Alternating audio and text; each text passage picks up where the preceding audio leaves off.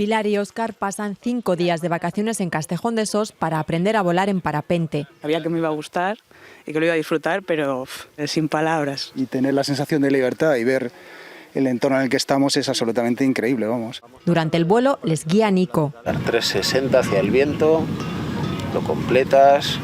Desde hace 6 años está al frente de la escuela de parapente más antigua de España. Esta zona es uno de los mejores lugares de Europa porque se puede volar el 80% de los días.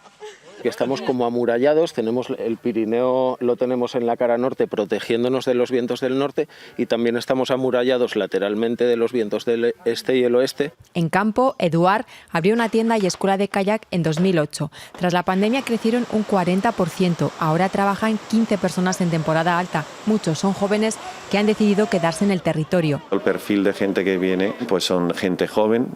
Yo mismo no soy nacido aquí en Aragón y he venido como muchos más y aquí nos hemos establecido. Y en Benasque se preparan para la nieve. Alberto tiene su empresa desde hace 25 años. Esquí alpino, snowboard y cana terreno, el de fondo. Es un atractivo aquí en el valle muy grande, ¿eh? Hay gente que sube a pasar el día, no a darse una machacada con el esquí de fondo, pero sí a darse un paseo con raquetas allí, que es un sitio ideal para hacer raquetas. Un turismo activo que en la provincia de Huesca tiene un impacto económico directo de 54 millones de euros.